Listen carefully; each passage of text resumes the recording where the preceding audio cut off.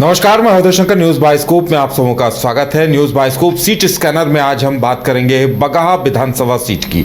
पश्चिमी चंपारण में आता है और वाल्मीकि नगर लोकसभा सीट के 6 विधानसभा सीटों में से एक है बगहा की सीट, और बगहा के सीट के समीकरण भी बड़े दिलचस्प हैं। हमारे साथ हमारे वरिष्ठ सहयोगी राकेश रंजन जी हैं। राकेश रंजन जी, बगहा के समीकरण इस बार आपको कैसे लग रहे हैं और क्या लग रहा है, क्या कुछ समीकरण इस बार उभर कर सामने आ रहे हैं? जी, हम समीकरण पर बाद में बात करेंगे। अभी शुरुआत में बगहा विधानसभा के इतिहास के बारे में कुछ बातें कर लेते हैं। बगहा विधानसभा का गठन 1957 में हुआ था और पहला चुनाव तभी हुआ था, और अभी ये वाल्मीकि नगर लोकसभा क्षेत्र के अंतर्गत है।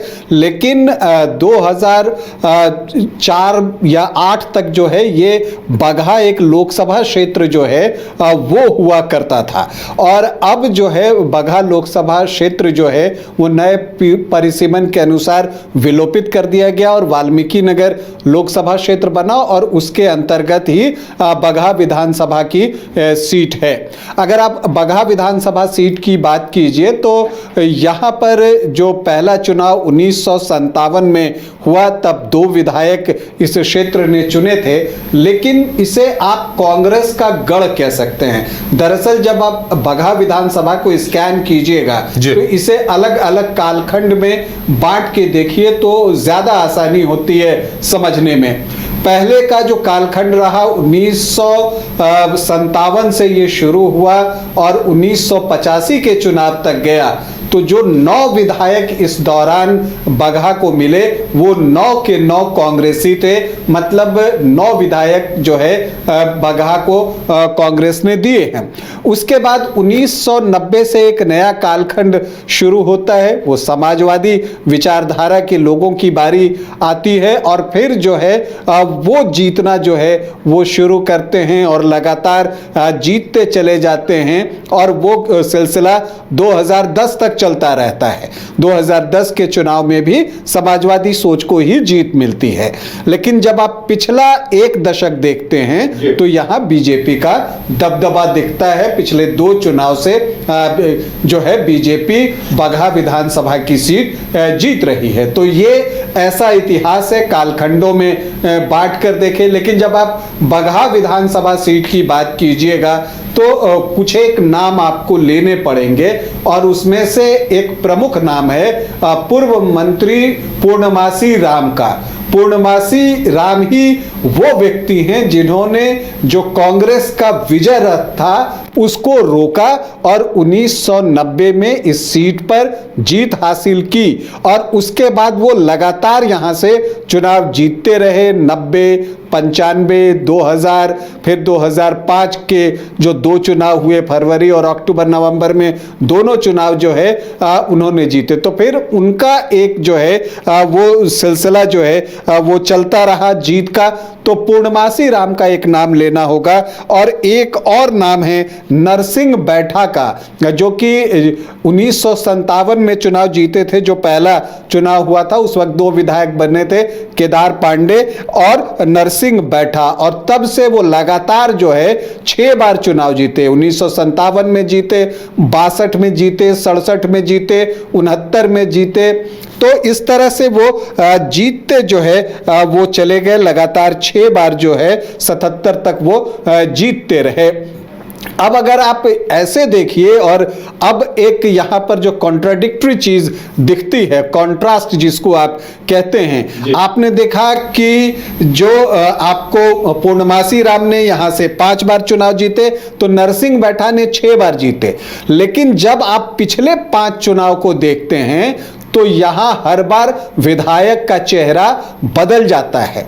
पार्टियां एक ही रही हैं लेकिन विधायक का चेहरा जो है वो बदलता रहा है। जैसे 2005 के अक्टूबर महीने में पूर्णमासी राम थे, तो 2009 में जो उपचुनाव हुआ तो कैलाश बैठा आए, 2010 में प्रभात रंजन हो गए, 2015 में राघव शरण पांडे, 2020 में राम सिंह। तो हर बार जो है विधायक का चेहरा बदलता गया। हालांकि पार्टियां एक रही, पूर्णमासी राम, कैलाश बैठा और प्रभात रंजन सिंह जेडीयू के थे, तो राघव शरण और राम सिंह बीजेपी के टिकट पर चुनाव जीते थे।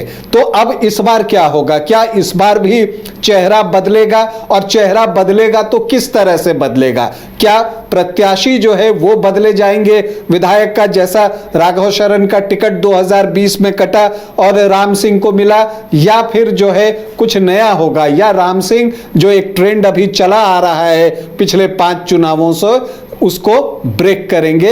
ये एक बड़ा सवाल है। अगर हम बगहा विधानसभा की बात करें तो जो 18 विधायक बगहा में बने हैं उनमें कांग्रेस से 9 बार जो है विधायक बने, जनता दल 2 बार इस सीट को जीतने में सफल रहा, तो आरजेडी को 1 बार सफलता मिली। लेकिन जेडीयू यहां जो है कामयाबी के मामले में दूसरे नंबर पर है। कांग्रेस के बाद जेडीयू इस सीट को 4 बार जीतने में कामयाब रहा, तो बीजेपी को 2 चुनाव में जीत मिली है। सबसे ज्यादा जीतने वाले के नाम हमने आपको बता ही दिए, नरसिंह बैठा और पूर्णमासी राम।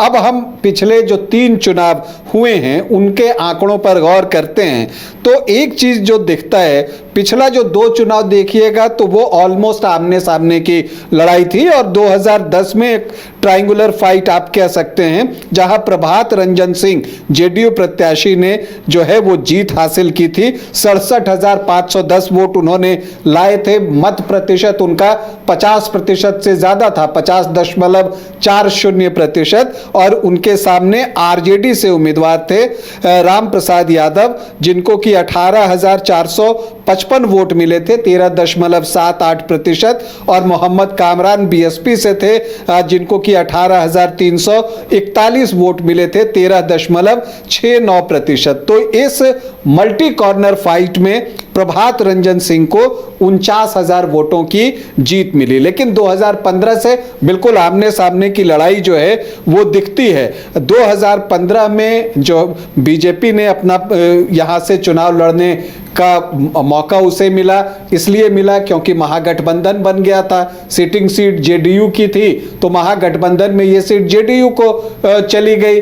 कांग्रेस आरजेडी और जेडीयू का गठबंधन बना था, तब बीजेपी यहां से अपना प्रत्याशी एनडीए फोल्डर में उसे लड़ने के लिए मिलता है, और राघव शरण पांडे जो है वो बीजेपी के टिकट पर यहां से चुनाव लड़ते हैं। पूर्व आईएएस ऑफिसर थे, और वो इनको जो है यहां पे बीजेपी अपना प्रत्याशी बनाती है, और वो 74,476 वोट लाते हैं, मतलब 44.5% वोट। और भीष्म साहनी जेडीयू के कैंडिडेट थे, जिनको 66,293 वोट आए। तो जो राघवेंद्र शरण पांडे हैं उनको 8,183 वोटों की जीत मिली। लेकिन 2020 में भाजपा ने अपने एक पुराने कार्यकर्ता पर विश्वास किया, राम सिंह के ऊपर, और राघव शरण पांडे का टिकट काट दिया।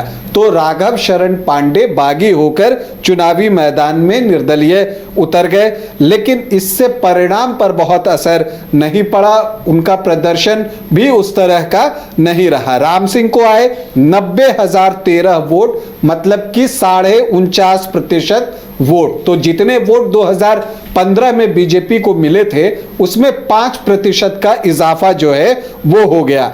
जयेश मंगलम सिंह को कांग्रेस ने जो है यहां चुनावी मैदान में उतारा, और दिलचस्प ये है कि 2010 में आरजेडी मुख्य प्रतिद्वंद्वी, 2015 में जेडीयू मुख्य प्रतिद्वंद्वी, और 2020 में कांग्रेस मुख्य प्रतिद्वंद्वी। तो जयेश मंगलम सिंह जो है वो उतरते हैं, किसान आंदोलन से जुड़े रहे हैं और उम्मीद थी कि किसानों का समर्थन इनको मिलेगा, और उस समय जो वोटों का बंटवारा हुआ वो इसी तरह से हुआ। 90,013 वोट जो है राम सिंह को, और जयेश मंगलम सिंह को 59,993, मतलब कि लगभग 60,000 वोट मिले। राघव शरण पांडे जो बागी होकर चुनावी मैदान में थे उनको जो है 6,229 वोट मिले, मतलब 3.5% वोट। हालांकि पूर्व मंत्री पूर्णमासी राम भी जो है वो चुनावी मैदान में थे, लेकिन वो प्रभाव छोड़ने में विफल रहे।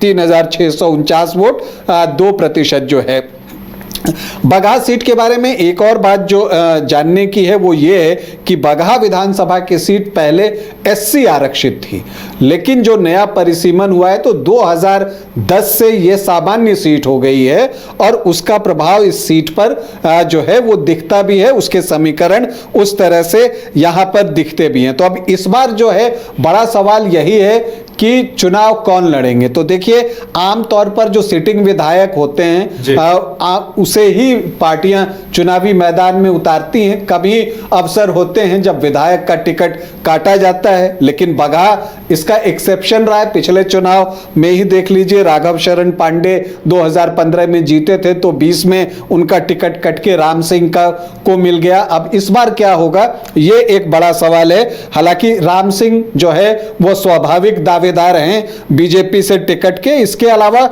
एक पूर्व नौकरशाह हैं आईएएस अजय प्रकाश पाठक, वो बाबूधाम ट्रस्ट के संस्थापक हैं, वो भी क्षेत्र में बहुत सक्रिय हैं और उनकी भी दिली ख्वाहिश है कि वो बगहा से चुनाव लड़ें। हालांकि वो बगहा के अलावा जो है नरकटियागंज की तरफ भी जो है वो देख रहे हैं, उधर भी वो क्षेत्र में जाते रहे हैं। देखिए, बगहा में बीजेपी जेडीयू कहीं ना कहीं मजबूत नजर आई है। जी हाँ, ये जो पिछले रिकॉर्ड को अगर आप देखिए तो एनडीए का आपको दबदबा दिखता है। आरजेडी को 2000 में सफलता मिली थी, उसके बाद से पूरा एनडीए को ही ये सीट गई है। चाहे वो जेडीयू जीते, 4 बार उसने जीत हासिल की और 2 बार बीजेपी को।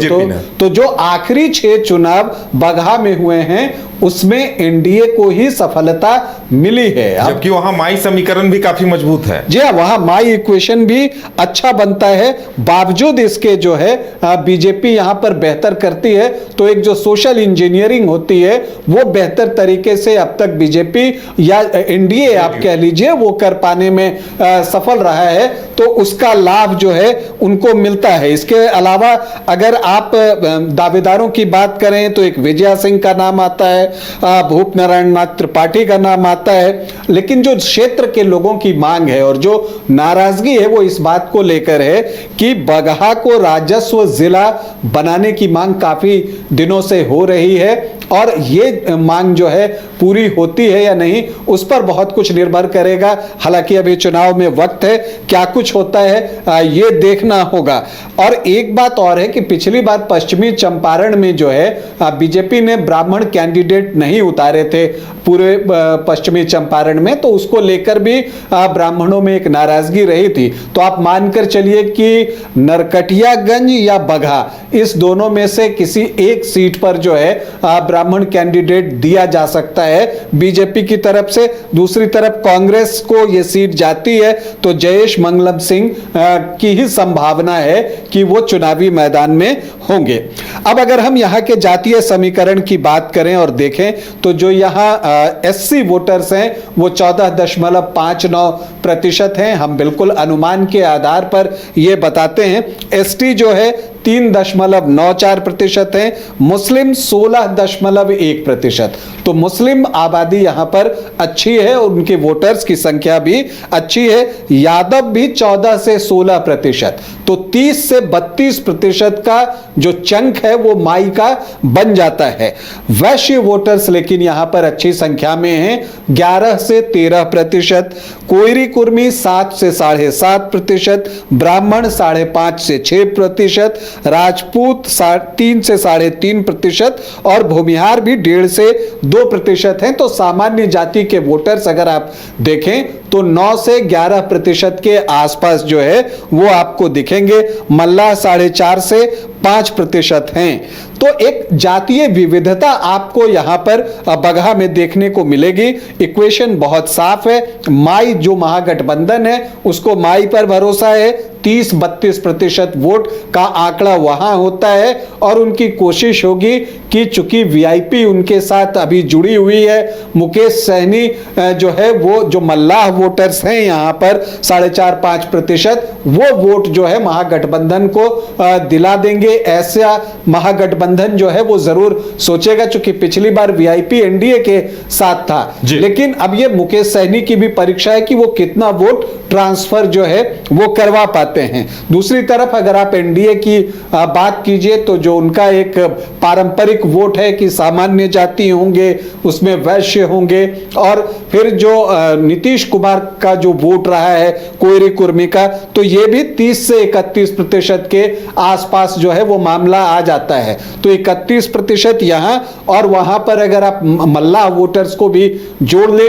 तो वो भी 35-36% का मामला आता है। लेकिन जो बाकी वोटर्स हैं वो यहां पर महत्वपूर्ण होते हैं, जिनमें दलित वोटर्स और अदर ओबीसी और ईबीसी वोटर्स, इनका रवैया क्या होता है, वो किसकी तरफ जाते हैं। वो बल्क में जिसकी तरफ चले गए जीत उसकी हो जाएगी। तो बगहा में जो है एक रोमांचक मुकाबले की उम्मीद सभी कर रहे हैं, जहां कांटे का मुकाबला होगा और बहुत संभव है कि यहां मल्टी कॉर्नर फाइट न होकर आमने सामने की लड़ाई हो। बिल्कुल, तो अब बगहा में दिलचस्प समीकरण हमें देखने को मिलने वाले हैं। अब देखने वाली बात यह होगी कि प्रत्याशी कौन कौन होते हैं और किस गठबंधन को वहां पर टिकट मिलते हैं, किस गठबंधन को आगे किया जाता है, प्रत्याशी कौन उतारता है, यह सबसे अहम होगा।